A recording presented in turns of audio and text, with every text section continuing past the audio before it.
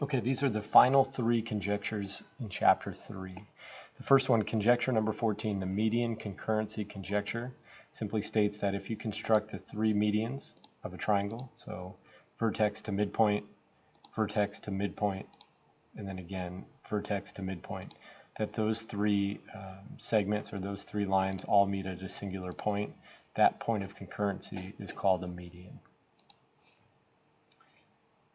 Conjecture number 15 is the centroid conjecture. This is where we're going to measure the length. So if I was to mark the centroid, what we're saying here is that if you measure the distance from a vertex to the centroid,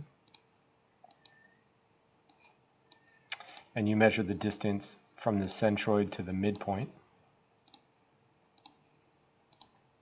and you compare those two lengths, so calculate, if I take that first distance, vertex to centroid, and divide it by the centroid to the midpoint, that ratio will always hold at 2 to 1.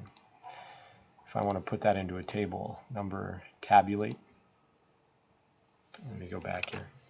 Let's select all three here. Go to tabulate, and as I move this around here, you can see how the values change, but the ratio does not. If I double click, I would add a second row, again showing that the values are changing, but the ratio does not. The last conjecture is the center of gravity conjecture. What this states is that the centroid is the center of gravity. If you were to place your finger at this point and spin the triangle at that point, it would rotate around the centroid.